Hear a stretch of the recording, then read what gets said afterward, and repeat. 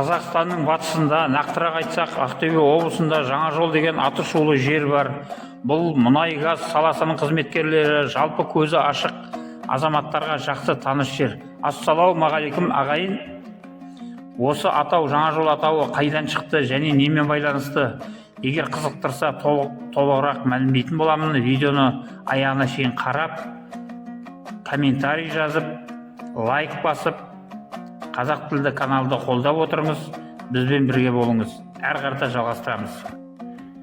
Осы мәліметтерді айтар барысында мен ойдан құрастырып отырған жоқпын. Қолымда архивті құжаттар бар және 2011 жылы шыққан Мұғалжар ауданының энциклопедиясы және көнекөз қариялардан естіген әңгімелерім, сабақтас болғанда, сапарлас болғанда және өзімнің әкем Тәмпішев Тыншықбайда осы төңіректің өткен кеткен тарихын, әңгімесін жақсы білетін еді. Әкемнің марқұмынан естігенім.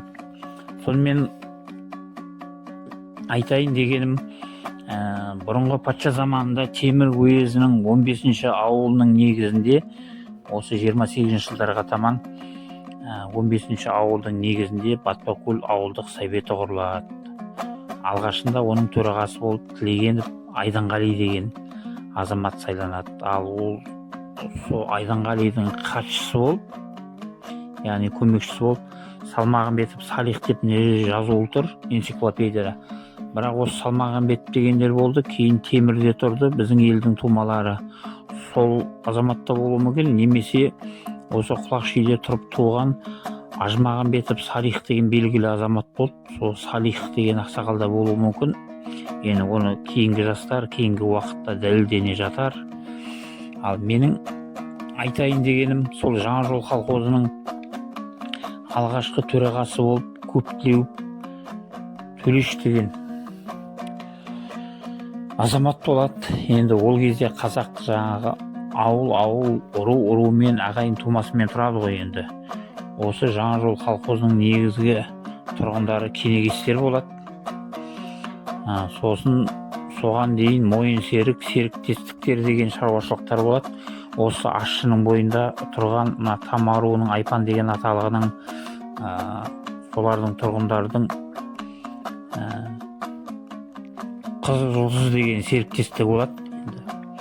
Уақыт талабына салай адамның санының аздығына байланысты осы Батпакөлде құрылған Жаңажол мен Заря Октябрьдің біреуіне қосылыңдар дегенде, сол елдегі азаматтар өзімізге ыңғайлы, жайлы деп осы біздің Жаңажолды таңдаған екен. Сонымен Жаңажол колхозында кенегестер және Айпан деген ұрулар күні кешеге шейін бірге ағалы інілі болып солай өмір сүрді. Ал Батпакөл ауылдық советінің Заря Октябрь колхозы құрылды ғой, екінші колхоз болып. Оның алғашқы төрағасы болып Бейсіп Есқара деген азамат болған. Документте, құжатта тұр. Сонымен содан кейін ауыл советінің орталығы алғашында Қақпатерек ауылында болған. Бірақ 40-шы жылдардың ортасына таман Батпакөлге көшірілген. Себебі бірнеше колхоз сол жерге апарып, Батпакөлден Шұқыркөл деген көлге қарта, төмен қарта су ағызу мақсатында канал қазған. Каналдың екі бетінде суармалы егіс салған. Алғашында жақсы болғанмен, кейінгі жылдары қуаңшылық болып, соғыс біткеннен кейін 47-ші жылдарға таман Жаңажол колхозы қазіргі Сақ ауылына қарта көшіріледі. Содан кейін 1-2 жыл өткеннен кейін Заря Октябрь колхозы мен Жаңажол колхозы бірігіп іріленген Жаңажол колхозы болады Сағада.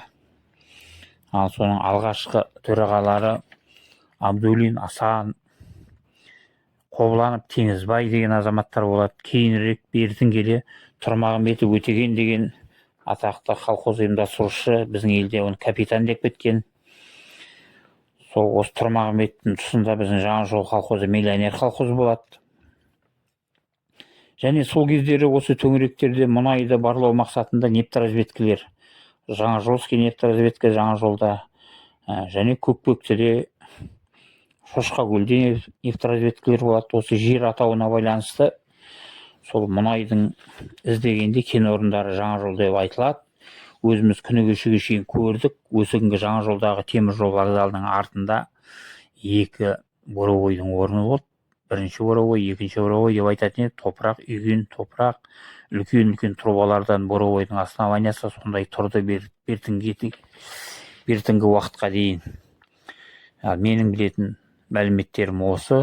Сол бұрынғы жаңа жол колхозының атымен аталады. Осы Қазақстан мұнайының 11%-ін беретін еді кезінде. Үлкен кәсіпшілік, қаншама адам осы жерден нәпақасын тауып, семьясын асырап отыр. Саға ауылы қазір бар, сол үлкен ауыл. Ал Заря-Октябрь ауылы өкінішке орай қазір жоқ. Сол Құлақши ауылының төңірегінде Өріктау деген үлкен кен орны бар. Енді ол басқа әңгіме. Аман болайық, сау болайық, каналды қолдап, жазылып, комментарий жазып, әңгімемізді осы төңіректер жөнінде кейінірек жалғастыратын боламыз.